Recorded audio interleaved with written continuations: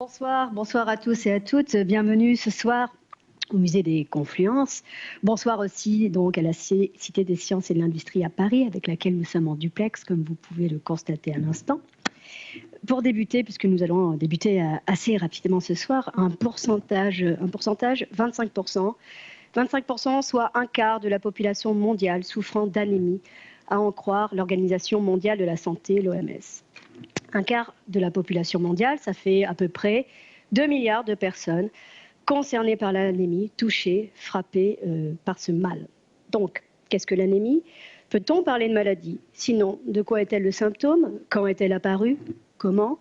Comment la prévenir, la traiter? Y a-t-il des personnes et des populations plus sujettes à ce mal? Autant de questions que nous allons aborder ce soir avec nos invités. En partant de ma gauche, Françoise Lemort. Bonsoir Françoise Lemort, vous êtes archéo-anthropologue au CNRS. Vous dirigez la Maison de l'Orient de la Méditerranée à Lyon. À côté d'elle, Vincent Balter. Bonsoir, vous êtes directeur de recherche CNRS au laboratoire de géologie de Lyon. Et puis Charles Dumonté, bonsoir, vous êtes hématologue, correspondant plateforme du Centre de recherche en cancérologie de Lyon. Et vous présidez également la commission recherche et innovation des Hospices civils de Lyon, les HCL. À Paris, bonsoir Jacques Elion, vous m'entendez? Tout à fait, oui. Bonsoir. Bonsoir. Vous êtes professeur de biochimie et de biologie moléculaire à la faculté de médecine de Paris Diderot. Vous êtes chercheur également à l'INSERM de Paris et en Guadeloupe. Les questions, nous commençons en général à les poser à notre public, c'est une coutume. Donc, même à Lyon, nous suivons la coutume. C'est vous qui allez jouer. Nous jouons à main levée. Je vous pose une première question. Elle s'affiche normalement derrière moi, ces questions. La première, c'est un essai de définition de l'anémie. Qu'est-ce que l'anémie? Est-ce que c'est un excès de globules blancs ou plutôt un taux d'hémoglobine trop bas? Qui pour la première? Ah, donc c'est autre chose, très bien. Mais elle est bien celle-ci aussi en fait, hein, on va la faire. Alors, bon, vous les avez toutes vues, on commence par laquelle? Quelle est celle que vous préférez? Peut-être qu'est-ce que l'anémie quand même, parce que c'est une définition de, voilà, comment se caractérise l'anémie, par un excès de globules blancs ou par un taux d'hémoglobine trop bas? Qui pour la première réponse? Personne vraiment, d'accord. Et pour la seconde? Très bien, donc personne pour la première, donc tout le monde pour la seconde, à moins qu'il y ait des abstentions, je ne sais pas. Pour la deuxième question, combien existe-t-il de causes différentes à une anémie? Environ 50 causes ou plus de 200 causes? Pour la première réponse? 50, très bien. Pour la seconde? 200, très bien. Des abstentions? Nous continuons. Comment se caractérise... Alors, quelle est la maladie génétique la plus fréquente en France, alliée avec l'anémie, la drépanocytose ou la mucoviscidose? Pour la première réponse? Très bien. Et la seconde? Très bien. Les réponses à ces questions vont être données à la fin de la conférence. Peut-être au cours de la conférence, ça m'assure que vous ne partez pas faire trop vite la fête. Nous pouvons donc commencer. Bonsoir, bonsoir Françoise Lemort. J'ai entendu dire que vous connaissez un peu l'histoire de l'anémie. D'ailleurs, l'intitulé de notre conférence, c'est bien cela, l'anémie, toute une histoire. Dites-moi, vous en savez long, peut-on dater l'apparition de l'anémie? A-t-on moyen de dater? Alors, à l'heure actuelle, on ne peut pas dater précisément l'apparition de l'anémie. Mais on dispose d'un certain nombre d'indices qui semblent indiquer que les anémies seraient apparues au Proche-Orient au cours du processus de néolithisation. Donc le processus de néolithisation, c'est le passage du mode de vie chasseur-cueilleur au mode de vie agriculteur-éleveur. Et au Proche-Orient, ce passage dure plusieurs millénaires et peut être divisé en 4 étapes principales. La première étape, c'est la sédentarisation, c'est-à-dire que les populations commencent à construire des villages et à s'installer dans ces villages, mais continuent à vivre de chasse, de pêche et de cueillette. Et cette période s'étend en gros entre 13 000 et 9 500 avant Jésus-Christ. Ensuite, au cours du 9e millénaire, l'agriculture apparaît Puis, à la fin de ce 9e millénaire, l'élevage apparaît. Et enfin, autour de 7000 avant Jésus-Christ, les populations se mettent à fabriquer de la céramique. Et il semble que durant la première phase de ce long processus de néolithisation, c'est-à-dire la phase de sédentarisation, l'anémie, si elle a existé, était extrêmement rare. Alors comment le sait-on? Bien évidemment, pour ces populations très anciennes, les seuls éléments dont nous disposons, c'est les restes des squelettes des personnes qui ont vécu à cette époque. Et comment diagnostiquer une anémie sur un squelette? Je dirais, c'est toute la question. Il se trouve que les anémies, qu'elles soient d'origine carentielle ou qu'elles soient héréditaires, comme la drépanocytose par exemple, peuvent provoquer des modifications sur les os. Mais ce n'est pas systématique. Et en plus, ces modifications qui peuvent être liées à des anémies peuvent aussi être liées à d'autres maladies. Donc vous voyez la difficulté que nous avons à diagnostiquer les anémies quand nous travaillons sur les populations du passé. Cependant, il y a principalement deux types de modifications osseuses qui sont souvent liées à l'anémie. Il s'agit de l'hyperostose poreuse et des cribra orbitalia. Alors l'hyperostose poreuse, c'est un épaississement de la voûte crânienne qui s'accompagne de porosité sur la surface externe de cette voûte. Et les cribra orbitalia, c'est des porosités et des perforations sur le toit de l'orbite. Donc c'est essentiellement ces deux modifications qu'on appelle indicateurs de stress biologique que l'on va rechercher sur nos populations anciennes pour savoir si elles étaient atteintes d'anémie. Et sur les populations qui vivaient à l'époque de la sédentarisation, les travaux qui ont été menés ont montré que ces modifications osseuses étaient extrêmement rares et qu'elles atteignaient à peu près 1% de la population. Et c'est la raison pour laquelle je dis que si l'anémie a existé à cette période, ce qui n'est pas certain, elle devait être extrêmement rare. Ensuite, si l'on suit le processus de néolithisation, à partir du 9e millénaire, on voit la fréquence de ces modifications osseuses augmenter énormément pour atteindre des proportions de l'ordre de 30% des individus qui présentent ces modifications. Et sur l'un des sites sur lequel j'ai eu la chance de travailler, qui est le site de Kirokitia, qui se trouve à Chypre. Alors je précise tout de suite, vous allez me dire, Chypre, c'est en Europe, on n'est plus au Proche-Orient. Mais à cette période, Chypre fait partie du Proche-Orient, puisque le peuplement de l'île s'est effectué non pas à partir de l'Europe, mais à partir du Proche-Orient, vraisemblablement à partir du Levant.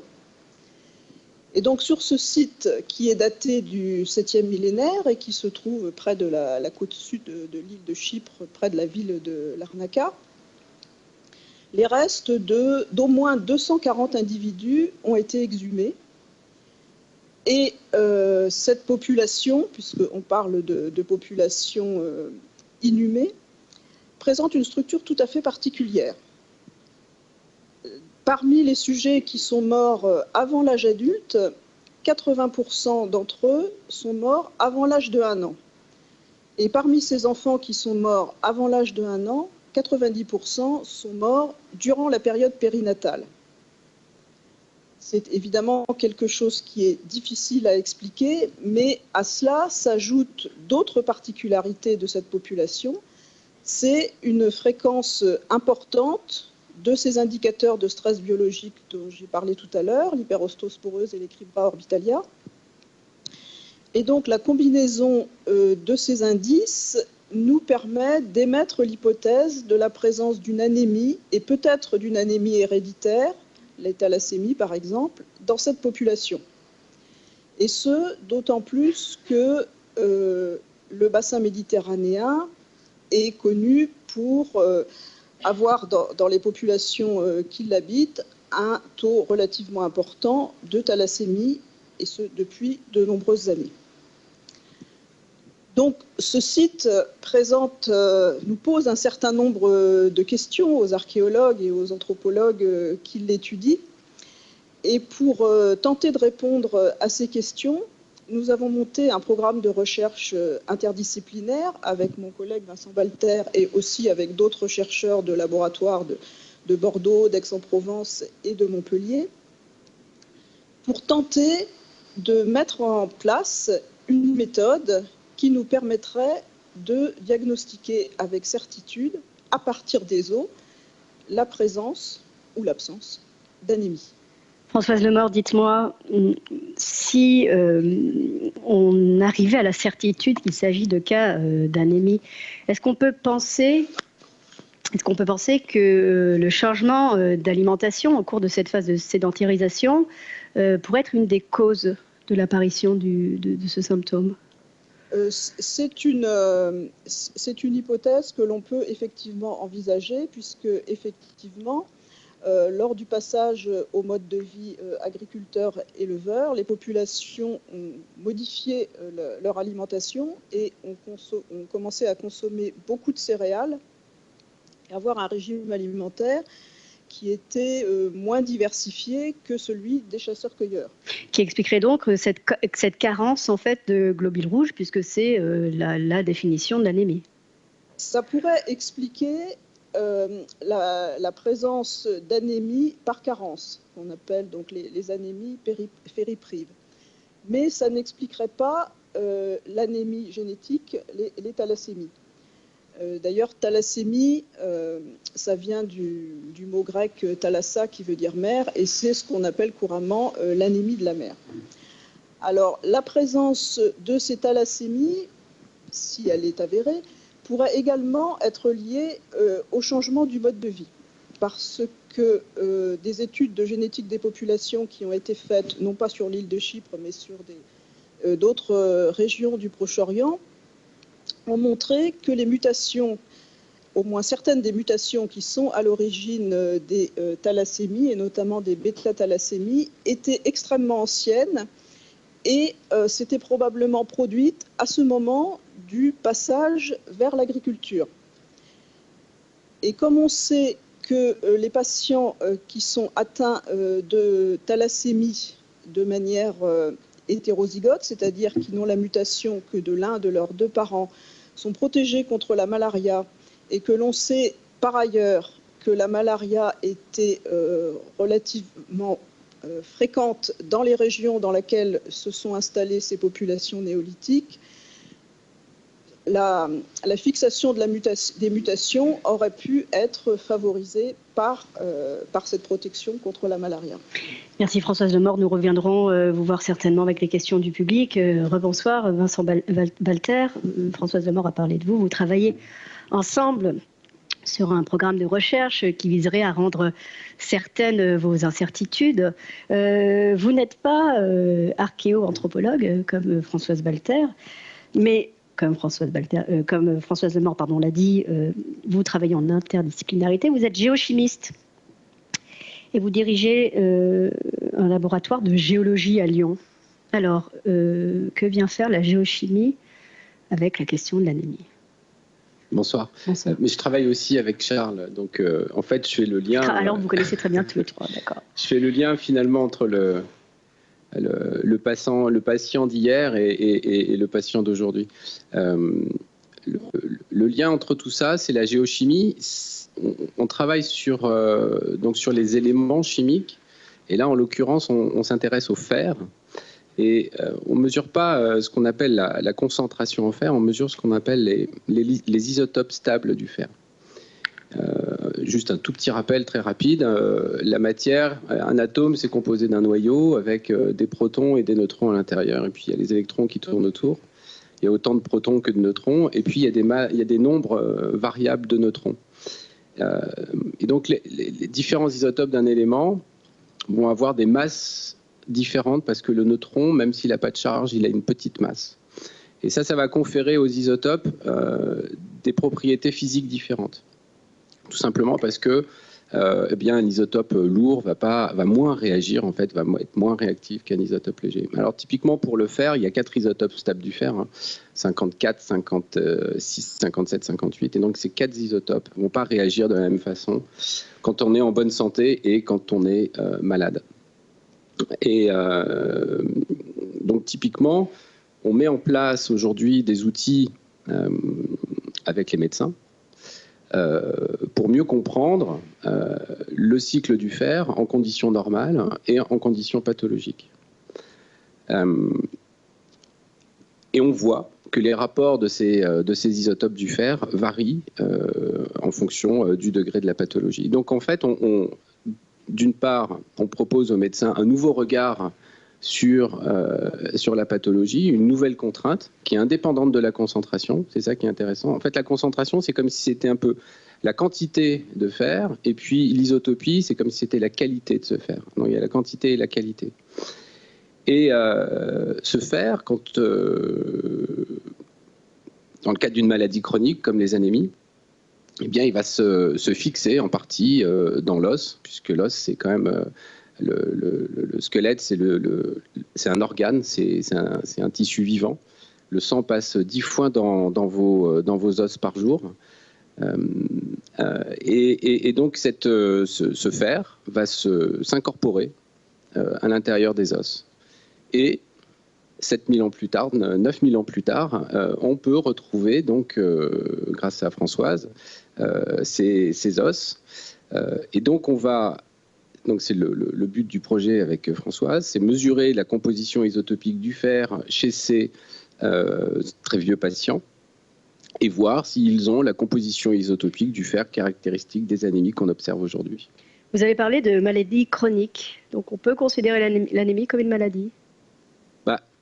J'espère qu'aujourd'hui, les médecins sont là pour soigner les gens, mais il y a 9000 ans, je pense que dans le contexte néolithique que décrivait Françoise, les gens étaient malades et puis ils mouraient probablement de cette maladie comme le suggèrent les courbes de mortalité qui sont observées à Kirokitia. Vous avez dit travailler sur le patient du présent pour éclairer les maux des patients du passé. Qu'est-ce que ça peut apporter aux patients du futur? Ça, c'est le principe de la recherche, j'en sais rien. On essaye d'avancer. En tout cas, c'est 2 projets différents avec Françoise et Charles. On peut imaginer plusieurs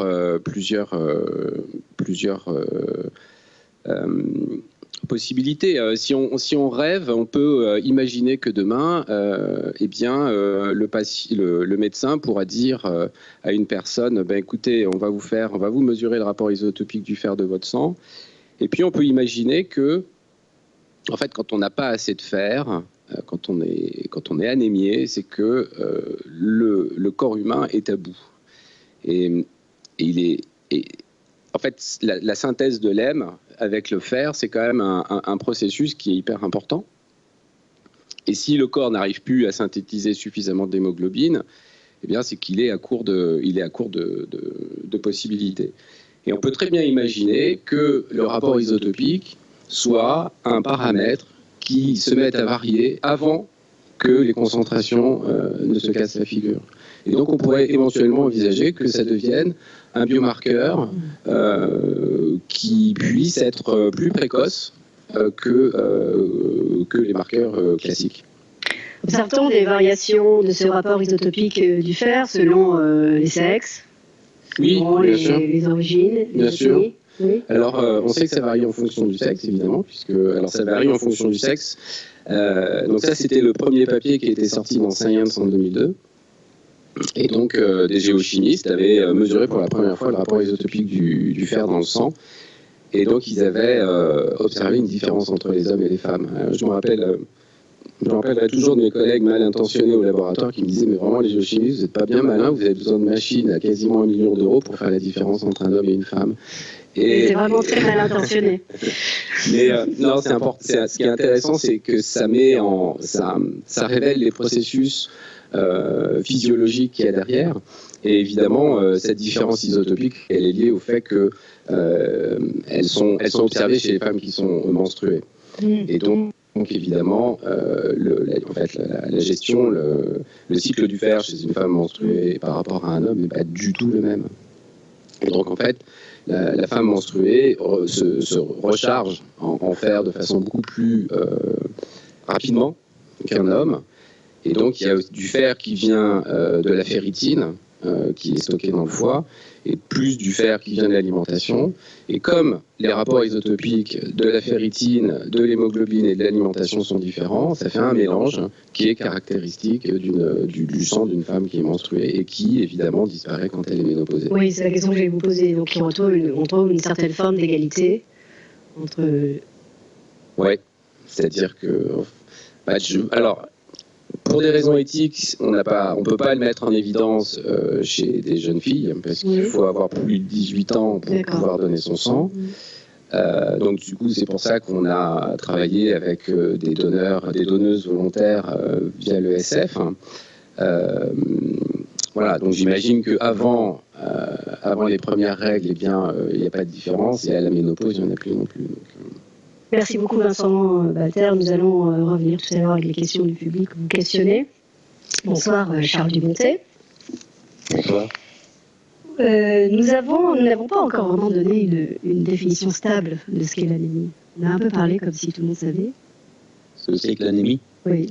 Donc l'anémie, ou il faudrait plutôt dire les anémies, parce que clairement c'est pas une maladie unique, et comme vous l'avez très bien dit dans votre diaporama, le nombre de causes est très important, on l'abordera très rapidement aujourd'hui, mais effectivement l'anémie c'est avant tout une diminution du nombre et de la quantité d'hémoglobine qui est en général liée au nombre et à la baisse des globules rouges dans le sang.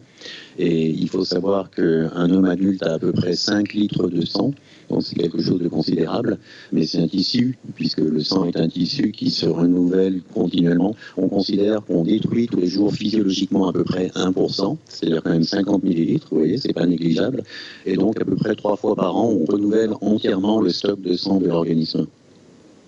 Qu'est-ce qui peut gêner ce renouvellement du stock ? Alors, comme tout tissu qui se renouvelle, c'est un tissu qui est très fragile, qui est très exigeant.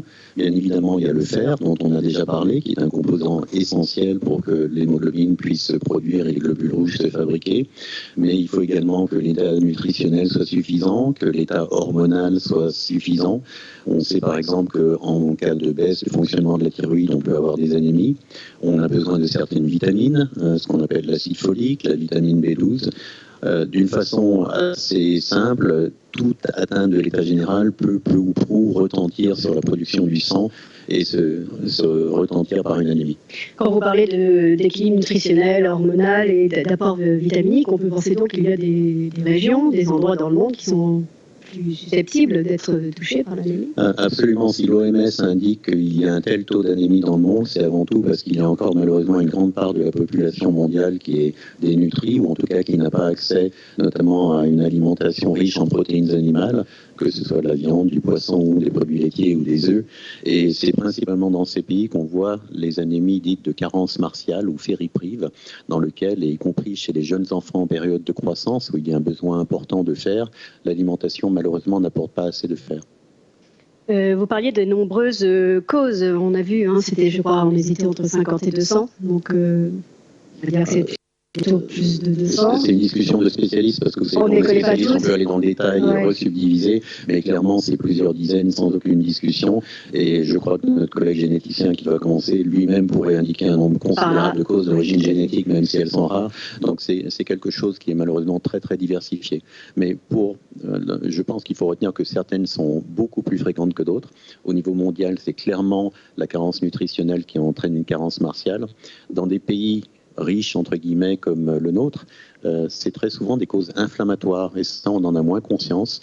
Une personne qui a une inflammation chronique, que ce soit une inflammation liée par exemple à un rhumatisme chronique, ou quelqu'un qui présente des infections à répétition, et ça peut se voir chez l'enfant comme chez la personne âgée, va développer une sorte d'anémie beaucoup plus chronique, plus compliqué à diagnostiquer parce que d'installation progressive, et dont le traitement sera très différent. Là, il ne s'agira pas d'un manque de fer, il s'agira d'une mauvaise utilisation du fer qui ira se séquestrer, comme le disait Vincent Balter, dans les os. Il ne sera pas utilisable correctement. Et dans ces cas, il ne faut surtout pas donner du fer, parce qu'en fait, il n'y a pas de manque de fer, il y a trop de fer dans l'organisme, il faudra traiter la cause, c'est-à-dire l'inflammation. Alors, on peut dire que l'anémie est une maladie, mais d'après ce que j'entends, elle est aussi un symptôme d'autres pathologies?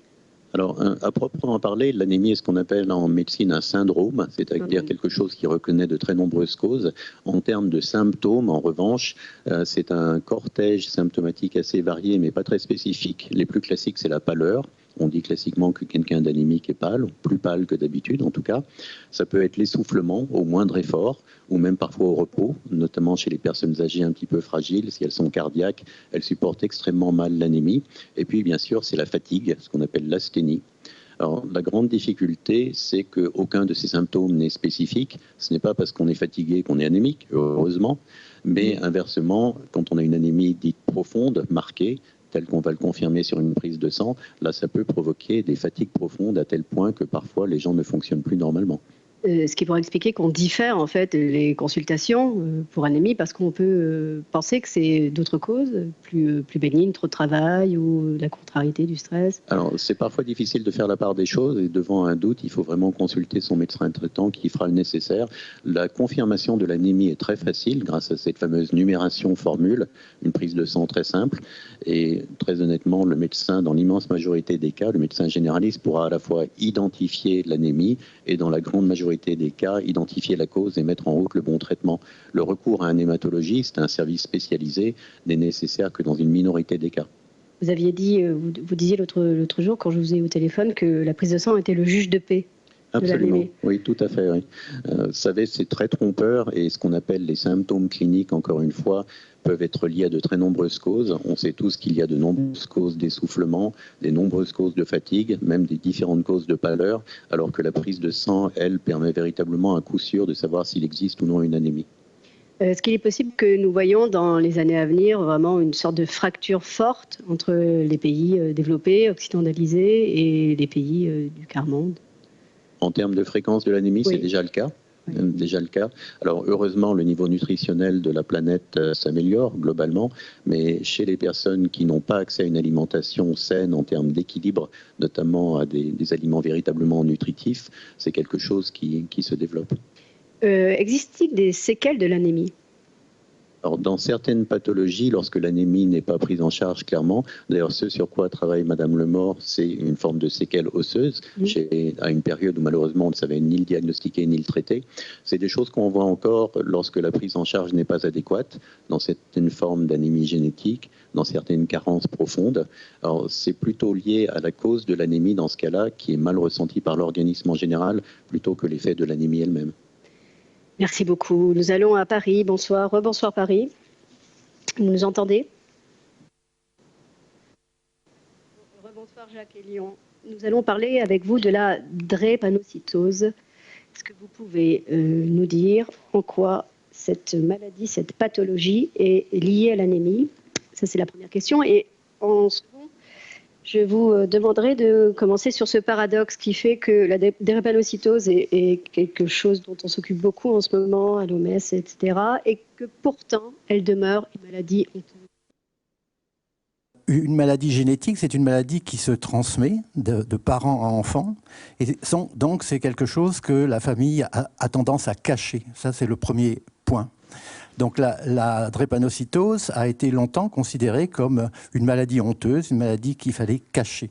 Le deuxième point, c'est que cette drépanocytose, comme on va le voir tout à l'heure, affecte surtout les pays à faible revenu, en particulier l'Afrique, mais pas seulement l'Afrique, l'Inde également, et puis d'autres pays que je détaillerai tout à l'heure.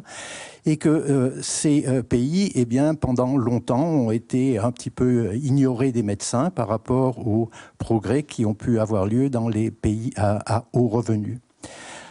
Alors, la drépanocytose, donc maladie génétique, elle est due à une mutation. Qu'est-ce que c'est une mutation? Une mutation, c'est un changement d'une lettre dans les 3 milliards de lettres qui constituent notre ADN. Donc, vous voyez que c'est quelque chose de tout petit, mais ce quelque chose de tout petit peut avoir des retentissements extrêmement importants.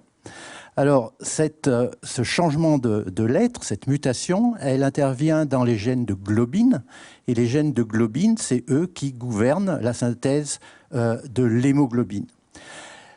Cette mutation, elle est donc responsable de l'apparition d'une hémoglobine anormale qui s'appelle l'hémoglobine S, parce qu'en anglais, la drépanocytose s'appelle sickle cell disease. On verra pourquoi également. Cette mutation, elle est apparue, on l'a évoqué tout à l'heure aussi avec Madame Lemort, au moment de la sédentarisation pendant l'ère néolithique. Et bien que ce soit une mutation unique, c'est la même chez tous les patients drépanocytaires, et bien elle est apparue de façon indépendante plusieurs fois, au moins 4 fois en Afrique et 1 fois en Inde. 4 fois en Afrique, alors les 4 origines sont l'Afrique de l'Ouest, l'Afrique du golfe du Bénin, l'Afrique centrale. Il y a une mutation qui est apparue également au Cameroun, et puis donc une mutation qui est apparue dans le sous-continent indien. Et à partir donc de à peu près 6000 ans avant notre ère, à partir de l'apparition de cette mutation, eh bien, les mouvements de population, que ce soit des mouvements volontaires ou des mouvements forcés par les traites des esclaves, eh bien, ont répandu cette mutation dans le monde.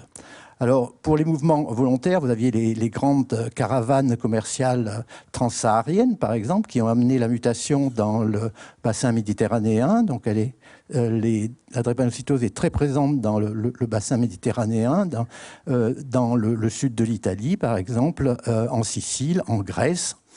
Elle est présente au Moyen-Orient. Elle est présente également due au fait donc, de la traite des traites négrières, des traites des esclaves. Donc vous savez que la première traite a été la traite vers le monde arabe, donc qui a amené cette mutation à partir de l'Afrique centrale essentiellement vers la péninsule arabique. Et puis, ensuite, il y a eu également les traites transatlantiques que vous connaissez tous vers les Amériques. Et ces traites ont amené donc des populations d'origine africaine, bien sûr en Amérique du Nord, mais très massivement aux Antilles et au Brésil. On estime que sur un total d'à peu près 10 millions de personnes déportées à partir de l'Afrique, 4 millions sont arrivés dans les Caraïbes, les Antilles, et 4 millions au Brésil. Donc voilà la distribution géographique de la drépanocytose. Et puis vous avez les migrations récentes dues au conflit, dues à des situations économiques difficiles qui font que la drépanocytose est très présente maintenant dans nos pays européens. Elle est présente en France et en Angleterre en particulier. Et la drépanocytose augmente également dans les autres pays du fait de ces mutations récentes.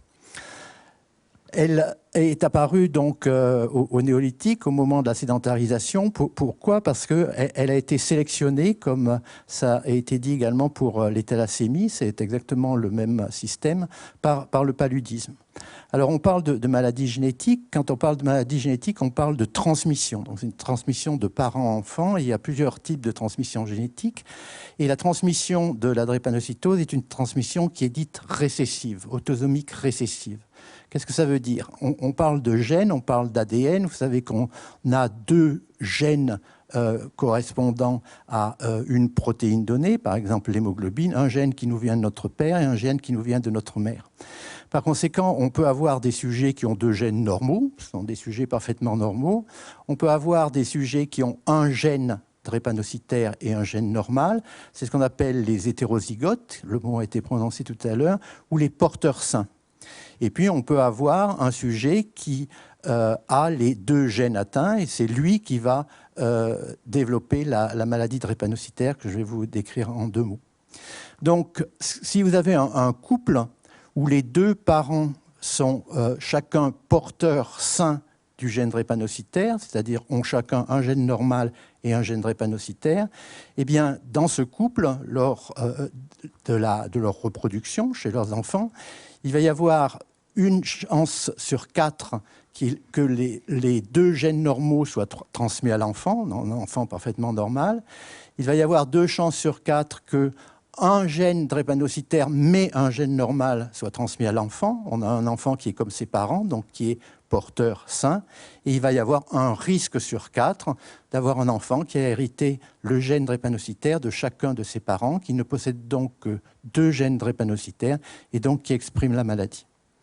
Alors cette maladie, c'est une maladie donc de l'hémoglobine, on l'a déjà dit. L'hémoglobine, qu'est-ce que c'est? C'est le pigment rouge qui est présent dans nos globules rouges, mais dont le rôle est de transporter l'oxygène dans notre organisme.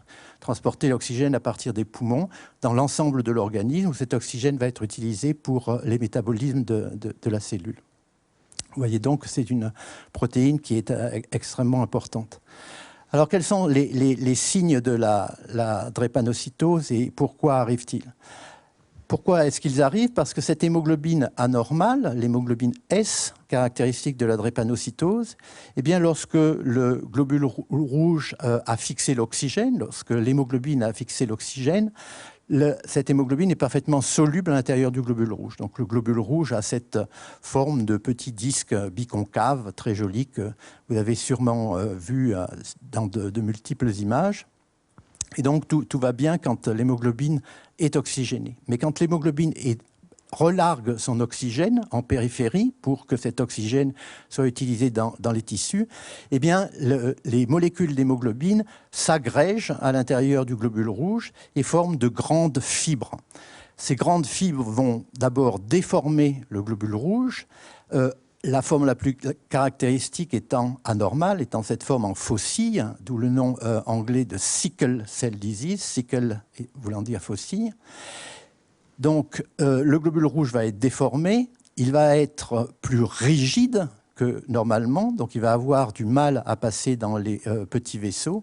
Et troisièmement, le globule rouge va être plus fragile, la membrane du globule rouge va être fragilisée par ces grands polymères, ces grandes fibres d'hémoglobine anormales, et donc il va y avoir lyse du globule rouge, le globule rouge va éclater, et donc on aura une anémie. Donc les 3 grands signes de la drépanocytose, c'est bien sûr l'anémie, ce qui justifie la description ici dans cette conférence débat. Deuxièmement, des douleurs osseuses. C'est une maladie extrêmement douloureuse, avec des crises de douleur extrêmement violentes, donc le plus souvent dans les os. Et ces crises sont dues au blocage des globules rouges rigides dans les microvaisseaux. Et puis, un autre signe qui est extrêmement important pour le pronostic des patients, c'est une susceptibilité particulière aux infections, que l'on va voir particulièrement chez les enfants. Et on doit dire que la drépanocytose dans les pays en développement est une cause importante de mortalité infantile, parce que les enfants, très malheureusement, décèdent souvent avant l'âge de 5 ans. Alors si on donne... Il y a réellement, à l'heure actuelle, 2 mondes de la drépanocytose. Il y a le monde de la drépanocytose dans les pays à haut revenu, dont la France fait partie, et puis il y a le monde de la drépanocytose dans les pays à faible revenu. Dans les pays à faible revenu, la drépanocytose n'est pas dépistée à la naissance. En France et dans d'autres pays riches, la drépanocytose est dépistée à la naissance. Et donc, en Afrique, par exemple, mais aussi dans certaines régions de l'Inde, eh bien, les enfants ne sont pas identifiés comme étant drépanocytaires. Vous savez que le poids des maladies infectieuses était beaucoup plus fort dans ces régions du monde qu'elle ne l'est dans nos régions à nous. Et ces enfants vont décéder, en fait, d'infections foudroyantes, de septicémie qui vont entraîner la mort. Les chiffres de l'OMS dit qu'il y a à peu près 50% de mortalité avant 5 ans en Afrique chez les sujets drépanocytaires. Mais ces chiffres, à mon avis, sont totalement biaisés quand on voit la réalité africaine. Ces chiffres doivent correspondre à peu près à la mortalité observée dans les milieux urbains, où un certain accès aux soins existe. Mais si on va dans la brousse, dans les petits villages éloignés, eh bien, en fait, la mortalité des enfants avant 5 ans est quasiment de 90%. Ça, c'est le premier monde de la drépanocytose, le monde des pays où la drépanocytose est apparue. Et à côté de ça, on a le monde de la drépanocytose dans les pays riches. Dans les pays riches, on détecte la drépanocytose à la naissance. Je vous ai dit que la cause la plus précoce de décès des enfants drépanocytaires, c'était les infections. Dès qu'on détecte qu'un enfant est drépanocytaire, eh bien, on va lui donner des antibiotiques à titre systématique. On va lui donner quelques vaccins supplémentaires par rapport au régime de vaccination de tous les enfants. On va bien le nourrir, on va le suivre. Et plus de 95% des enfants drépanocytaires dans les pays riches atteignent l'âge de 20 ans. Donc vous voyez qu'il y a ces deux mondes totalement différents de la drépanocytose. Merci beaucoup Jacques Elion. Nous reviendrons à Paris avec les questions du public bientôt, puisque c'est maintenant que vous pouvez, ici à Lyon, poser votre première question et puis nous irons après à Paris. Qui a une question dans la salle? Oui. Bonsoir. Tout d'abord, je vous remercie de nous partager le fruit de vos recherches. C'est précieux. Ma question est la suivante. Est-ce que vous pensez que l'anémie puisse avoir des causes psychologiques? Vous avez parlé de causes physiques, génétiques, physiologiques, je ne sais pas comment les décrire. Est-ce que vous pensez que le psychologique peut jouer sur l'anémie? Charles Dumonté.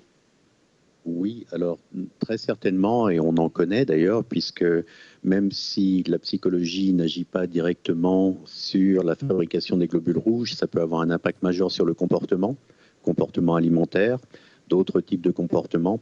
Et il y a un type de cause d'anémie qui est particulier, qui est le fait de manger de la terre. C'est quelque chose qui est connu de très longue date, c'est ce qu'on appelle le pica, qui est une tradition ancienne dans certains peuples, qui est considéré comme quelque chose de pathologique en France, puisque ce n'est pas quelque chose considéré comme étant courant. Or, le fait de manger de la terre va faire en sorte non seulement d'irriter le tube digestif, mais d'éviter que le fer ne pénètre dans l'organisme. Alors ça, c'est un exemple parmi d'autres.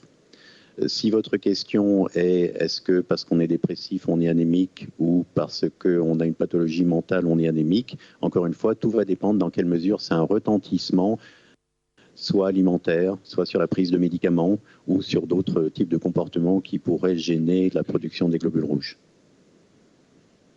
Vincent Balter ou Françoise Demort, vous voulez rajouter quelque chose? Nous allons à Paris. Est-ce qu'à Paris, nous avons des questions dans la salle? Bonsoir, merci pour cette conférence. Moi, j'avais une question médicale, en fait. J'aimerais savoir, vous nous avez détaillé les causes et les conséquences de la drépanocytose. Est-ce que vous pourriez nous parler également de la thalassémie et des autres maladies génétiques entraînant une anémie? Et est-ce que ces personnes qui sont atteintes de maladies génétiques arrivent à vivre jusqu'à 60 ans, par exemple, ou est-ce que vraiment 20 ans, c'est la limite de leur vie? Merci. Comme l'a dit notre collègue, en fait, je vous ai parlé de la drépanocytose. On a aussi cité les thalassémies, qui sont une maladie de défaut de production de l'hémoglobine. Hein, l'organisme, le gène thalassémique est un gène qui ne produit pas du tout ou pas assez d'hémoglobine. Le gène drépanocytaire est un gène qui produit une hémoglobine anormale.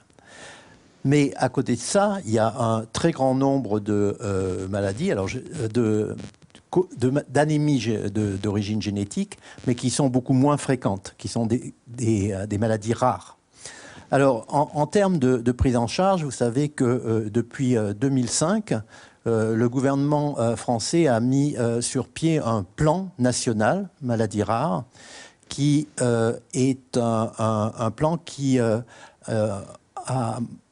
mon avis, est unique au monde et qui a servi de modèle maintenant à une structuration qui se fait au niveau européen, mais qui n'existe pas, par exemple, aux États-Unis.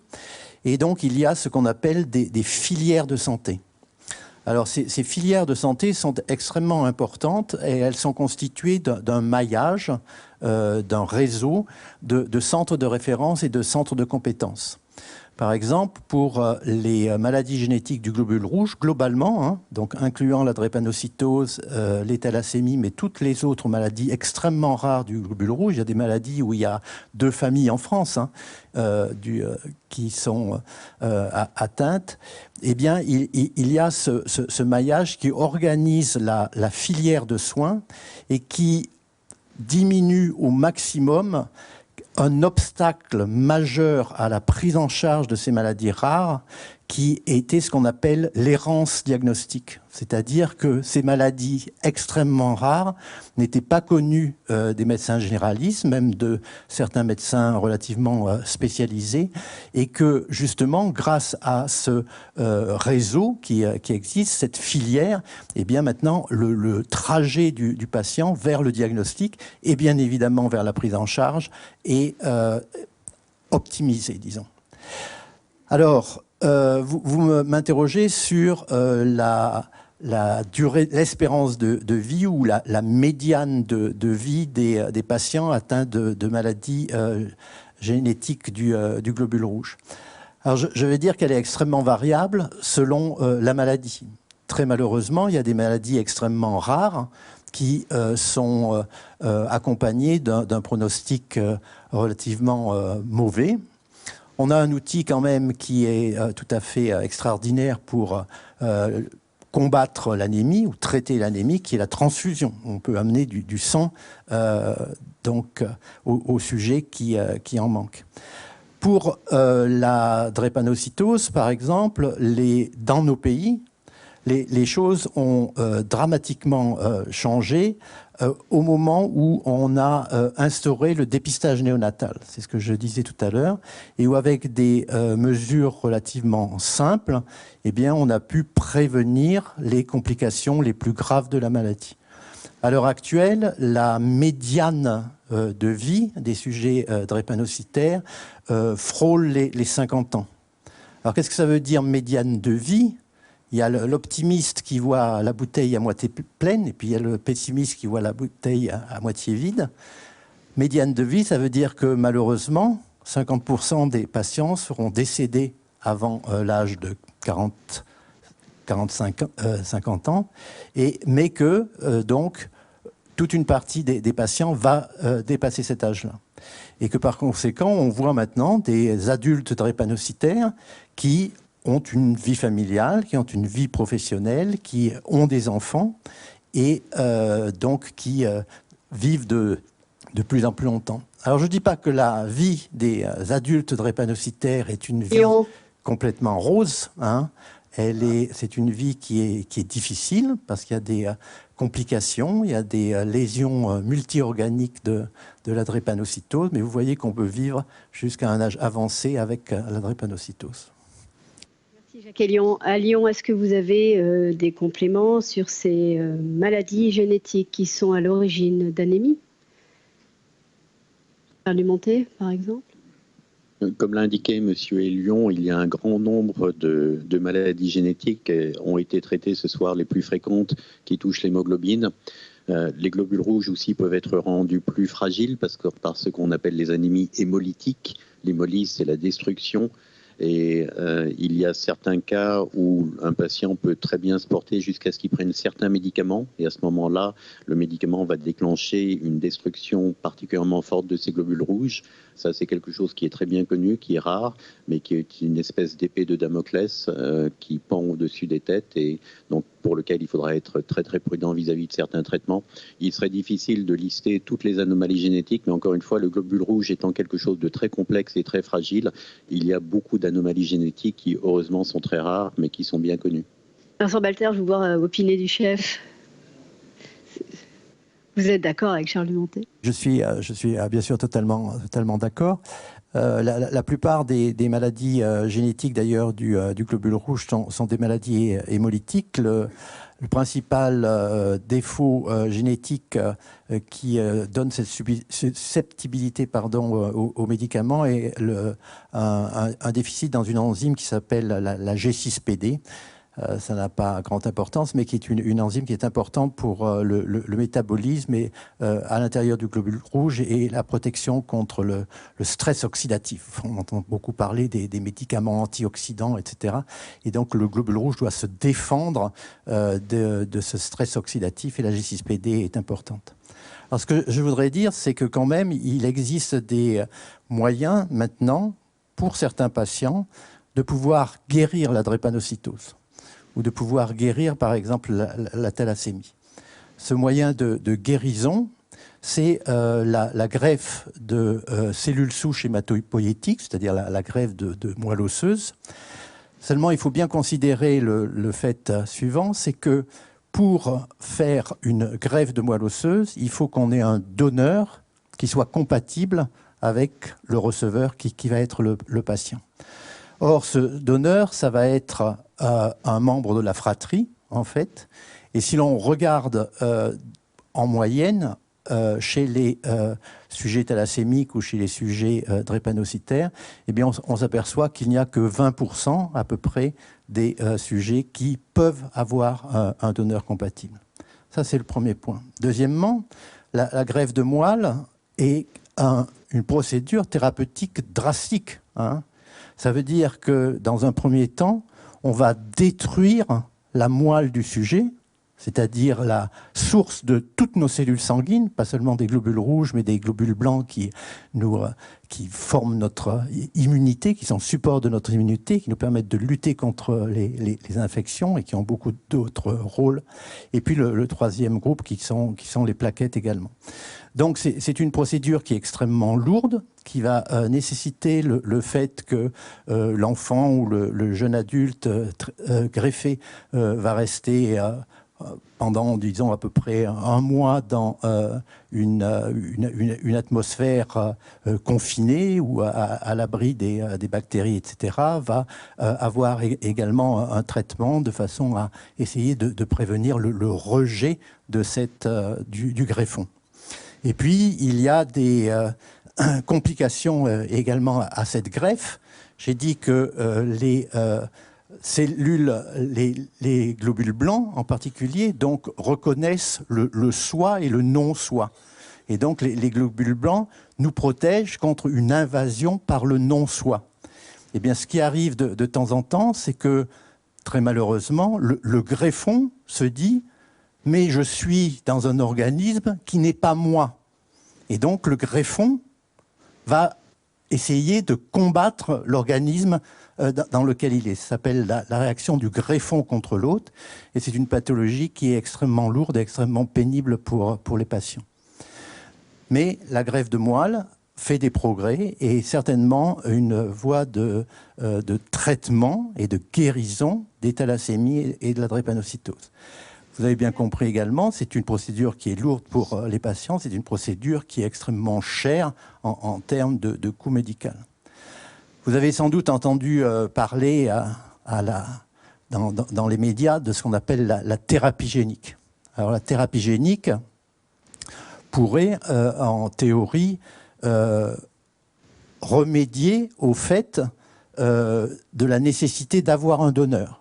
Pourquoi? Parce que la thérapie génique prend les cellules de la moelle osseuse du patient, les traite donc au laboratoire en introduisant ce qu'on appelle le gène médicament ou alors en allant modifier l'ADN de ces cellules du patient. Et une fois que tous les contrôles ont bien été faits, à ce moment-là, on va réinjecter ces cellules au patient. Mais ça suppose également qu'on a aussi, comme dans la greffe de moelle, détruit la moelle du patient. Et donc, ce sont les cellules du patient transformées qui vont recoloniser la moelle osseuse et être la source de nouvelles cellules.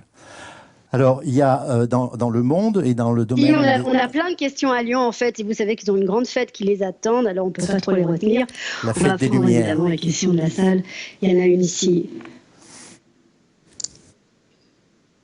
En fait, j'ai deux questions. La première, c'est est-ce que vous pensez qu'il puisse y avoir un lien entre le HLA-B27 et l'anémie? Et ma deuxième question, c'est par rapport à un élément qui a été dit en début de conférence. sur le diagnostic. Quand on est dans une errance médicale, qu'on a subi plusieurs examens pour essayer d'explorer les causes de l'anémie et qu'il n'y a pas de diagnostic posé, quel recours on peut avoir comme examen, j'entends notamment fibroscopie, colonoscopie, vidéocapsule, scanner, etc. Voilà. Alors pour répondre à votre première question, donc à ma connaissance, le HLA-B27 est plutôt associé à des maladies rhumatologiques, comme ce qu'on appelle l'arthrite ankylosante. Je ne connais pas de lien avec l'anémie, mais peut-être cela a été décrit. Pour répondre à votre seconde question, qui est un véritable problème, c'est celui des anémies de diagnostic difficile. Encore une fois, partons du principe que le diagnostic d'anémie a été établi, la numération a été réalisée. Dans l'immense majorité des cas, encore une fois, l'interrogatoire va permettre une orientation majeure en fonction de l'alimentation, des médicaments reçus, des anticoagulants, de l'existence d'inflammation, comme je disais. L'examen clinique reste également très important. Après, il faut avoir une démarche diagnostique qui fait appel à des complémentaires. Et comme vous le disiez, les examens sont importants parce que les saignements digestifs, dont on ne se rend pas forcément compte, qui ne sont pas vus par le patient ni par le médecin, sont une des causes importantes d'anémie dans notre pays. Ça peut être une ulcère d'estomac, une hernie hiatale parfaitement banale, ou malheureusement un cancer du côlon, qu'on ne verra pas forcément, qui va aboutir à une fuite continue de globules rouges, l'installation d'une carence en fer, et tout ça, c'est des choses qu'on pourra éventuellement diagnostiquer. Je dirais maintenant, des démarches accessibles en de ville, en médecine hospitalière, permettent véritablement le diagnostic de plus de 95 voire 99% des anémies. Il reste néanmoins des anémies complexes dont on ne connaît pas forcément l'origine, il y a encore une zone d'inconnu, mais très honnêtement, avec les examens réalisés soit par le médecin traitant, soit par recours à un spécialiste hospitalier, un hématologiste, on arrive à diagnostiquer la grande majorité des causes. Une question à Lyon encore. Oui. Excusez-moi. Vous avez dit, je crois tout à l'heure, que le sang était un tissu et qu'on renouvelait ce tissu-là tous les ans, une fois par an. Est-ce qu'on... Deux fois ? Trois fois. Non, excusez-moi. Est-ce qu'il y a des saisons, des périodes où on renouvelle ce tissu-là, et est-ce qu'il y a des signes qui font qu'on peut se rendre compte que notre tissu est en train d'être renouvelé ? Tout ça pour poser la question de la prévention et mieux comprendre ce qui se passe dans notre corps et être plus à l'écoute et plus justement dans la prévention. Alors, pas véritablement, ce n'est pas décrit, il n'y a pas de caractère saisonnier, il y en a pour d'autres affections, clairement, pas pour les anémies. Alors, typiquement, vous savez qu'on fabrique la vitamine D quand on est exposé au soleil, mais la vitamine D n'est pas un élément qui, en général, est à l'origine d'une anémie. Il y a beaucoup d'autres vitamines qui sont en cause, mais pas spécialement celle-là. Donc, pour répondre de façon simple, non, il n'y a pas de caractère saisonnier à la survenue des anémies, sous réserve, encore une fois, de différents comportements qu'on peut avoir. J'insiste beaucoup sur l'importance du comportement alimentaire, prise de médicaments. Tout ça, c'est des choses qui peuvent agir. Et quand on reçoit un patient avec une anémie, une des questions qu'on approfondit, c'est qu'est-ce que vous prenez comme médicament ? Dites-moi ce que vous prenez comme traitement courant. Est-ce que vous avez pris récemment un autre médicament ou une drogue illégale, bien évidemment. Tout ça, c'est des choses qu'il faut prendre en compte parce que ça peut avoir un retentissement. Et là, vous parlez de médicaments, juste, je saute dessus, et vous avez parlé de thyroïde, le lévothyrox, le nouveau lévothyrox. Est-ce qu'il y a eu des descriptions d'anémie liées à cette prise de ce nouveau médicament qui a fait tant de bruit ? Alors, les dérèglements de la thyroïde sont connus comme pouvant provoquer des anémies, mais c'est principalement les absences ou les baisses des hormones thyroïdiennes, ce qu'on appelle l'hypothyroïdie. Donc, c'est plutôt un mauvais dosage du médicament qui peut être à l'origine d'une anémie. Une question à Lyon encore. Oui, bonjour. Moi, c'est plus l'aspect carence nutritionnelle sur lequel je voudrais vous poser une question. Tout à l'heure, vous avez parlé vous avez lié anémie et protéines animales, et ça m'a fait penser à des pays avec une forte proportion de végétariens, notamment à l'Inde, qui pour des raisons religieuses, il y a une forte proportion de végétariens. Du coup, je me demandais est-ce que là-bas, ils étaient particulièrement soumis à l'anémie. Et est-ce que, voilà, et en allant un peu plus loin, comment vous regardez, vous, les nouveaux régimes alimentaires aujourd'hui, ou style végétarisme, etc., du point de vue de l'anémie, est-ce qu'il y a plus de risques, ou est-ce qu'en compensant avec des protéines végétales, voilà, ça permet de maintenir un taux une bonne réponse face à l'anémie? Le végétarisme, le véganisme, Vincent Balter. Donc, comme l'a très bien dit Vincent Balter, c'est très dépendant de la personne, voire même de l'âge de la vie. Et typiquement, les femmes en période d'activité génitale qui ont des règles ou surtout qui ont des grossesses vont avoir un besoin de fer qui est considérable. Il faut savoir qu'on considère que typiquement, je ne vais pas vous inonder de chiffres, mais on absorbe quelques milligrammes par jour de fer. Une femme qui conçoit un enfant donne 1 gramme de fer à son enfant. Vous voyez, il faut en avaler du fer pour pouvoir bien nourrir son enfant. Et ça continue pendant l'allaitement. Ça, c'est un exemple parmi d'autres. Il y a l'enfant en croissance, il y a beaucoup d'autres situations. Donc, en fait, c'est un problème d'équilibre entre le fer qu'on perd ou qu'on donne et le fer qu'on avale. Et le gros problème, c'est que le fer qui vient dans l'alimentation passe très mal dans l'organisme. Dans le meilleur des cas, même le fer qui est attaché aux protéines animales passe à peu près à 10%. Si vous ingérez, c'est-à-dire que vous avalez 10 mg de fer, il y a un seul milligramme qui va vraiment aboutir dans l'organisme. Alors, ayant dit ça, on peut parfaitement avoir une vie parfaitement équilibrée sans manger de viande. C'est plus compliqué quand on n'a pas du tout de protéines animales qui peuvent être originaires de poissons, d'œufs, de produits laitiers. À ce moment-là, il faut vraiment avoir une alimentation très précise. Les végans doivent faire très attention parce que les quantités de fer contenues dans certains légumes, fruits ou noix sont beaucoup moins concentrés que dans les protéines animales. Et dans ces cas-là, parfois, il faut faire attention et même prendre des suppléments alimentaires en fer. Donc ça va beaucoup dépendre de la situation, de l'âge, du sexe et d'autres paramètres. Une question à Lyon. Rajouter 2 choses. Oui, pardon. Le métabolisme du fer, le cycle du fer a ce site particulier que il n'y a que les entrées qui sont régulées. Classiquement, un élément chimique, quand il est trop abondant dans le corps, eh bien, le corps a 2 solutions. Soit il réduit les entrées et il augmente les sorties. Le fer, il n'y a que les entrées qui peuvent être modulées. Il n'y a pas les sorties sont passives. Donc il faut vraiment, et c'est en ça, je pense qu'effectivement, la diète, enfin l'apport en fer est critique. Je voudrais aussi rajouter que, alors c'est pas valable pour le fer, c'est valable pour tous les métaux qui sont divalents, le calcium, le cuivre, le zinc. Quand on mange des aliments complets, il y a dedans ce qu'on appelle des phytates. Et les phytates, ça va complexer en fait les métaux divalents dans l'intestin, de sorte que ça va former des grosses molécules, et puis du coup le métal va passer à travers et on va rien voir. Donc si on prend des suppléments en fer et qu'à côté on mange du pain complet, des nouilles complètes et tout complet, eh ben, ça sert à rien. Voilà, c'est dit. Une question à Lyon encore. Oui, bonsoir. Est-ce que vous pourriez nous dire quelques mots sur la maladie de Birmer, s'il vous plaît? Oui, tout à fait. Alors la maladie de Birmer, c'est ce qu'on appelle une pathologie auto-immune. C'est quand le système immunitaire s'attaque à notre organisme et en l'occurrence, dans ce cas, le tissu qui va être détruit, ça va être une partie de l'estomac qui va jouer un rôle très important dans l'absorption de la vitamine B12.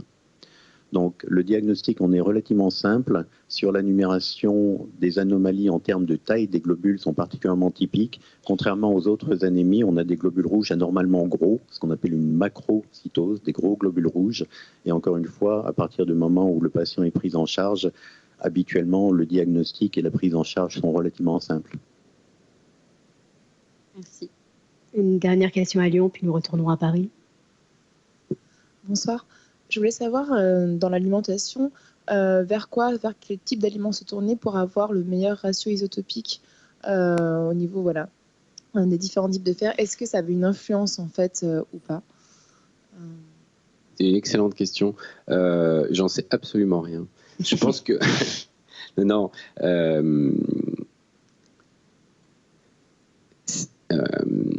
C'est une question... Là, c'est une question à 30 ans, dans 40 ans ou dans 50 ans plus tard, à la limite, on pourra répondre à cette question. Les variations dont je parlais tout à l'heure, elles sont infimes. vraiment infime. J'aurais tendance à dire qu'il faudrait manger du fer qui soit isotopiquement léger pour que ce fer puisse circuler plus rapidement que du fer isotopiquement lourd. En même temps, la différence de masse entre les deux est vraiment ridicule. Mais en fait, on ne va pas rentrer dans les détails, mais il y a d'autres effets qui jouent, qui ne sont pas forcément liés à la masse et qui pourraient avoir des conséquences hyper importantes sur le métabolisme. Mais ça reste, là, pour le coup, des développements assez complètement réservés, si vous voulez, à des laboratoires de recherche. Et je pense notamment, sans rentrer complètement dans les détails, à tout ce qu'on appelle les isotopes impairs, qui ont une masse impaire, parce que quand on a une masse impaire, ça fait un noyau de l'atome qui n'est pas sphérique, et du coup, ça fait des effets physiques qui sont très différents des effets attendus. Une réponse de spécialiste. Une dernière question, peut-être à Lyon, puis nous retournons à Paris.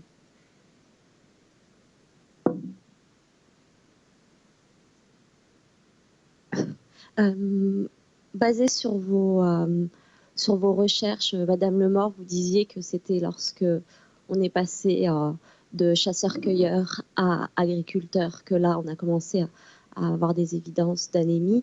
Du coup, est-ce que le régime paléo, ça serait quelque chose à considérer pour les personnes anémiques en termes de carence alimentaire? Je vais vous faire une réponse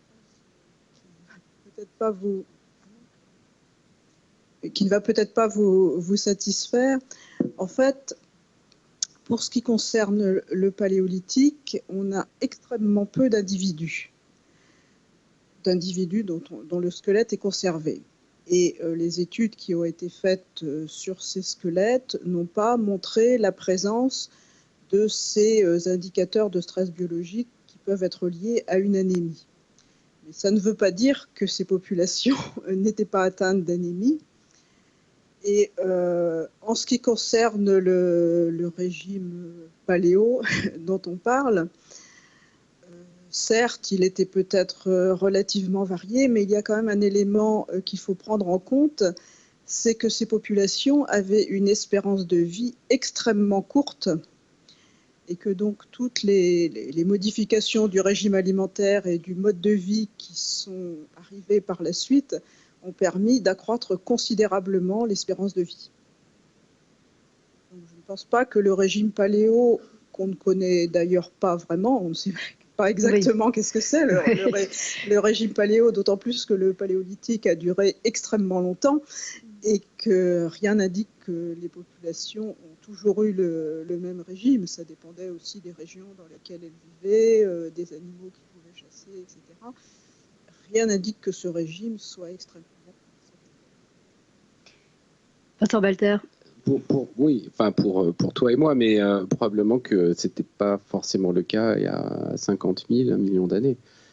Je pense qu'ils étaient, enfin en tout cas ceux qui étaient nos ancêtres dans la lignée Homo, parce qu'on peut remonter encore plus loin, nos cousins paranthropes en Afrique il y a 2 millions d'années, qui avaient des dents énormes et qui étaient faites pour broyer des tubercules et des noix et compagnie, ont disparu à 1 million d'années à peu près. Donc en tout cas sur la lignée Homo, il y a vraiment des évidences qu'ils étaient quand même plus viandards qu'autre chose. Nous sommes tout à fait d'accord, mais moi j'avais compris que la question de madame portait sur le régime paléo dont on parle. Et encore une fois, il faut faire le distinguo entre ce qui s'est passé il y a fort longtemps et aujourd'hui, quoi. Entre manger que ça, parce qu'il n'y a que ça à manger, et avoir un régime varié, vaut mieux un régime varié. Nous allons à Paris. Bonsoir. Bon.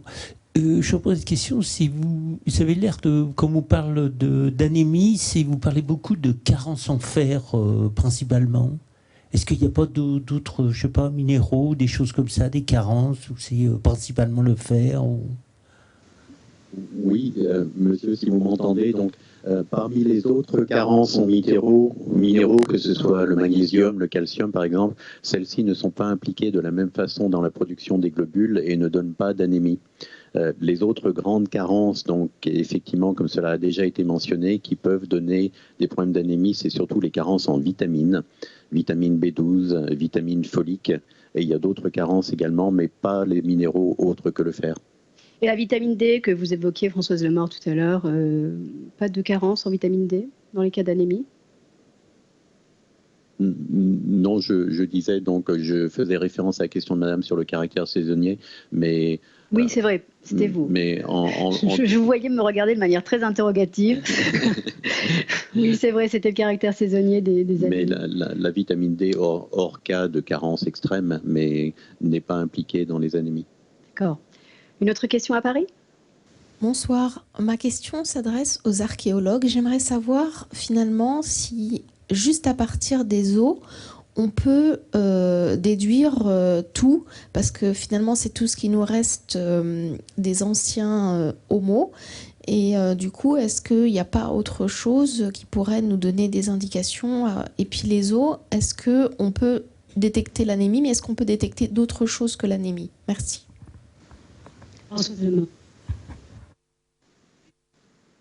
À partir des os, on peut détecter toutes les maladies qui laissent des traces sur les os, évidemment, mais ce qui correspond en fait à une petite partie des maladies, parce qu'il y a beaucoup de maladies qui ne laissent aucune trace sur les os.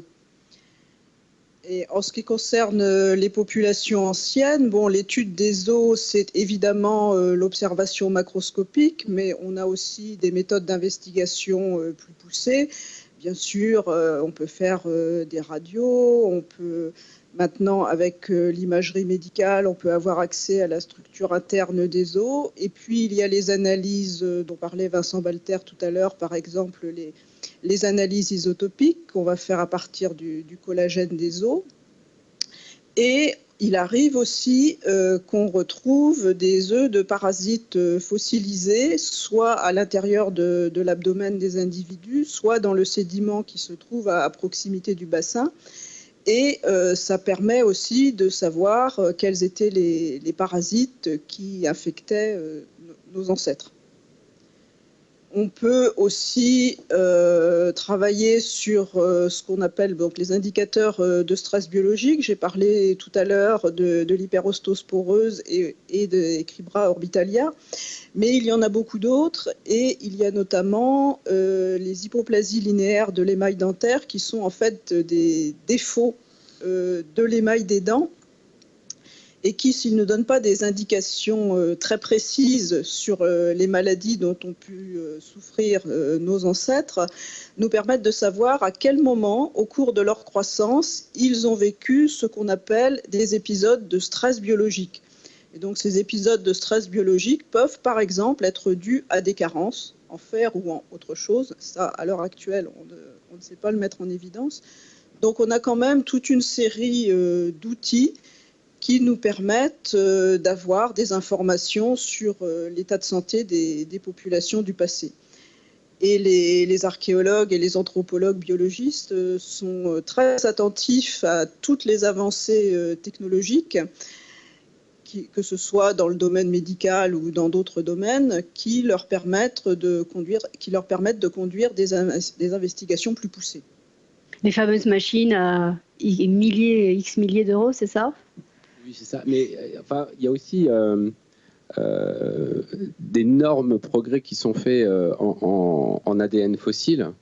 Et aujourd'hui, les laboratoires, notamment en Allemagne, réussissent, en prenant des sédiments dans les grottes qui ont été visités par des humains il y a 100 000, 200 000, 300 000 ans, retrouvent l'ADN des humains qui ont visité ces grottes après autant de temps. Et à partir du moment où on a de l'ADN, on a tout un autre registre d'informations qui est disponible. Une question à Lyon. Juste une minute. Et effectivement, donc il y a des études extrêmement intéressantes. L'ADN est une molécule qui est extrêmement robuste. Et c'est pour ça que, effectivement, avec un succès qui n'est pas négligeable, on arrive à extraire de l'ADN d'os anciens. On arrive certainement à extraire l'ADN de momies. Et on peut donc analyser l'ADN humain, mais on peut analyser également l'ADN des germes qui étaient présents dans l'organisme de cet humain.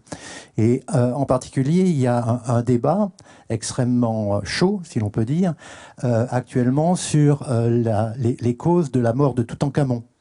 Et le débat est le suivant. Un groupe de chercheurs a montré l'existence du génome de Plasmodium, qui est le parasite du paludisme, de la malaria, sur la momie de Toutankhamon.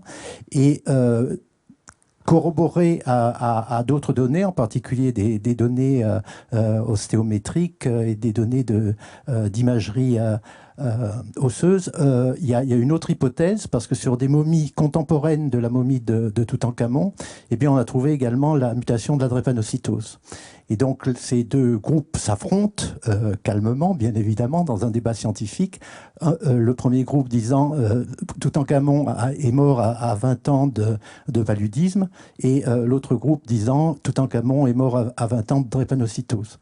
Alors, il y a quand même aussi dans l'histoire de Toutankhamon, par exemple, des choses qui peuvent faire penser que la part génétique dans son ADN à lui est importante, parce que Toutankhamon, vous le savez pas, était issu d'un mariage consanguin entre un frère et une sœur. Et par conséquent, quand dans les maladies récessives, dont font partie les thalassémies, les drépanocytoses et beaucoup d'autres maladies génétiques du globule rouge, quand vous avez des mariages consanguins, vous avez une augmentation très très forte du risque d'avoir des enfants atteints. Donc l'ADN fossile est quelque chose, un outil extrêmement intéressant pour l'ADN du fossile lui-même, mais également pour les ADN contaminants qui sont présents et qui peuvent être des ADN de parasites, de microbes, etc., qui ont pu être impliqués à l'époque dans des pathologies observées chez les restes anciens. Bonsoir. Voilà ma question. Vous parliez de la possibilité d'avoir un parasite qui fait que... qui se nourrit, non, vous parlez de l'inflammation, excusez-moi, mais moi c'est moi qui dis que c'est des parasites, bref, l'inflammation qui fait que le fer se cache dans les os, et du coup ça va déclencher une anémie, mais est-ce que c'est quelque chose qui est bien détecté? Est-ce que c'est quelque chose qu'on peut voir chez le médecin, par exemple? Argumenter. Oui, tout à fait. Donc, il faut bien comprendre, comme l'a bien signalé Vincent Balter, le fer bouge beaucoup dans l'organisme. Et chez un individu normal, la plupart du fer est utilisé dans les globules rouges. Et une petite partie est stockée dans la moelle osseuse. Dans l'inflammation, le ratio commence à s'inverser. Il y a trop de fer dans la moelle osseuse, qui est mal utilisé, qui est bloqué, on dit qu'il est séquestré, et pas assez dans le sang où on en a véritablement besoin. Alors, l'installation peut être progressive. Il faut une inflammation longue de plusieurs semaines, voire de plusieurs mois avant que ça ne retentisse en anémie. Mais actuellement, si on a l'idée de rechercher l'inflammation et surtout la cause de cette inflammation, le diagnostic n'est pas très compliqué. En revanche, le traitement l'est beaucoup plus. Quand vous avez une carence en fer, si vous donnez du fer par voie orale ou en injection par intraveineuse à un patient qui manque de fer, 8 jours après, vous verrez déjà une amélioration très très nette au niveau de la prise de sang, et en quelques semaines, la personne sera normalement en très bonne santé. Avec une inflammation, malheureusement, il faut traiter la cause de l'inflammation, ce qui n'est pas toujours facile. Surtout qu'il y a des inflammations bénignes, il y a des inflammations cancéreuses, donc vous voyez que ça peut être très variable d'un cas à l'autre. Et autant l'anémie de l'inflammation s'installe lentement, autant aussi on en sort beaucoup plus lentement que d'un simple manque de fer.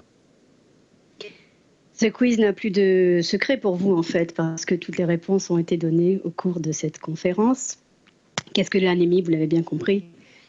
Ça va s'afficher à l'instant. C'est un taux d'hémoglobine trop bas. C'était la question 3, mais elle est bien aussi. Voilà, c'était la réponse. Un taux d'hémoglobine trop bas. Ensuite, les causes différentes à l'anémie, elles sont nombreuses, hein, vous l'avez dit. 200, plus de 200 sûrement. Et puis la maladie génétique la plus fréquente en France, Jacques Elion nous en a longuement parlé à Paris, la drépanocytose, bien entendu. Il me reste à remercier l'INSERM Universcience et le Musée des Confluences ici à Lyon, la Cité des Sciences et de l'Industrie à Paris, de nous avoir conviés à cette conférence. Nos invités également à Lyon, Françoise Lemort, merci beaucoup, Vincent Balter et Charles Dumonté, merci à vous trois. À Paris, Jacques Elion, nos techniciens ici à Lyon et nos techniciens à Paris. Bonsoir les garçons et la fille. Et puis vous aussi d'être venus. Je vous souhaite une bonne fête ce soir et ce week-end des Lumières. Nous nous préparons aussi à Paris à quelque chose d'assez animé ce week-end. On verra ce que ça donne. À bientôt. Au revoir.